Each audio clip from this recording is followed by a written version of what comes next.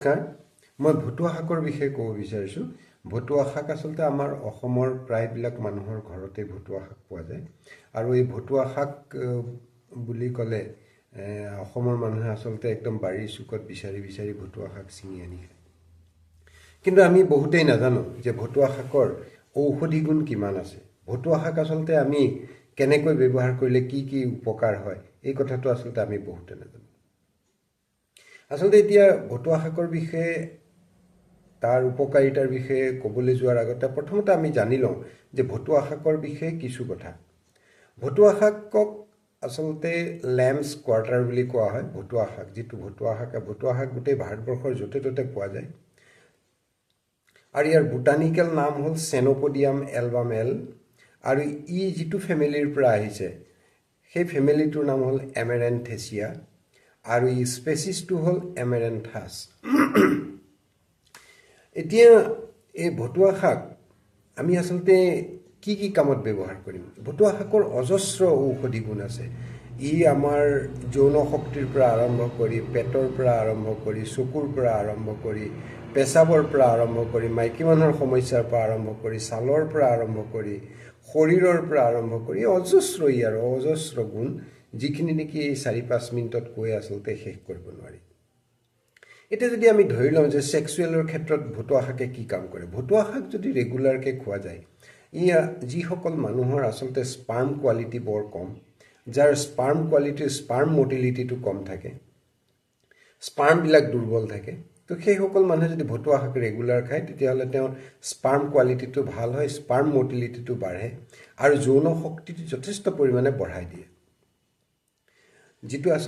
যিটো সমস্যা আচলতে প্ৰায়বিলাক মানুহে ভুগি থাকে সেইসকল মানুহে আচলতে ভতুৱা শাক এবাৰ নিজৰ খাদ্য তালিকাত অন্তৰ্ভুক্ত কৰি চাব পাৰে।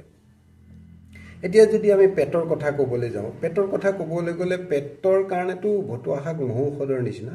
ভতুৱা শাক যদি আমি ৰেগুলাৰ খাওঁ তেতিয়াহ'লে আমাৰ যিটো কনষ্টিপেশ্যন, কোষ্ঠকাঠিন্য বুলি কয়, যিটো প্ৰায়বিলাক মানুহে আচলতে এই সমস্যাত ভুগি থাকে, সেইসকল মানুহে যদি দৈনিক ভতুৱা শাক যদি খায় তেখেতসকলৰ কনষ্টিপেশ্যন নোহোৱা হ'ব।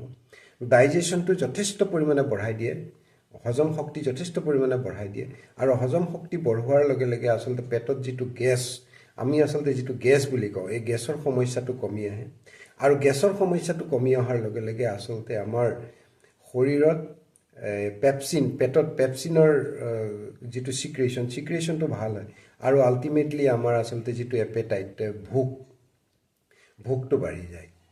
তো সেইকাৰণে আমি যিসকলে পেটৰ সমস্যাত ভুগি থাকে তেখেতসকলে খাদ্য তালিকাত ভতুৱা শাক মোৰ এই ভিডিঅ'টো চোৱাৰ পিছৰ পৰা তেখেতসকলে মোৰ বিশ্বাস যে অন্তৰ্ভুক্ত নিশ্চয় কৰিব।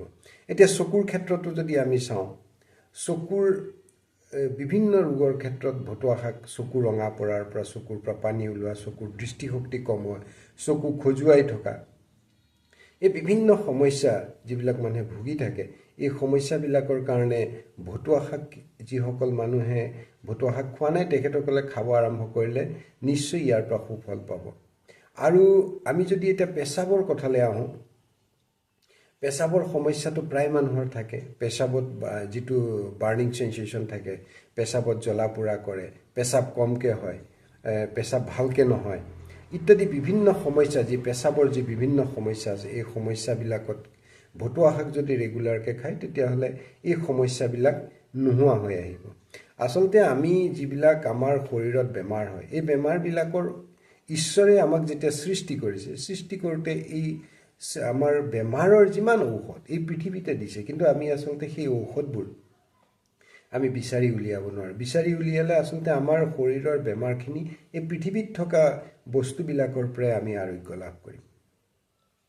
এতিয়া যদি আমি মহিলাৰ ক্ষেত্ৰত ভতুৱা শাক মহিলাৰ ক্ষেত্ৰত কি কামত আহিব বুলি ক'লে, ভতুৱা শাক মহিলাসকলে যদি ৰেগুলাৰ খায়, যিসকল মহিলাই ডিছমেনৰিয়াত ভুগি থাকে, মানে আচলতে মাহেকীয়া হ'বৰ সময়ত এই পেটত বিষ হয়, সেইসকলে ভতুৱা শাক ৰেগুলাৰ খাব পাৰে আৰু ভতুৱা শাক ৰেগুলাৰ খালে ভতুৱা শাক খোৱাৰ লগে লগে পেটৰ বিষ, যিটো মাহেকীয়াৰ সময়ত যিটো পেটৰ বিষ হয়, ডিছমেনৰিয়া, ইউটেৰাছৰ কণ্ট্ৰেকশ্যনৰ কাৰণে হয়, সেইটো কমি আহিব। তো মাহেকীয়াৰ ফ্লুটো ভাল হ'ব। মাহেকীয়া যদি ভালকৈ নহয়, ভতুৱা শাক খালে মাহেকীয়া হোৱাত সহায় কৰিব। আৰু কেতিয়াবা এমেনৰিয়া হয়, যিসকলৰ কেতিয়াবা এনেই মাহেকীয়াটো বন্ধ হৈ যায়, কিছুমান ছোৱালী মানুহৰ হয় তেনেকুৱা, কিন্তু এইসকলে যদি ভতুৱা শাক ৰেগুলাৰ খায় তেতিয়াহ'লে এই মাহেকীয়াটো ধুনীয়াকৈ আৰম্ভ হ'ব।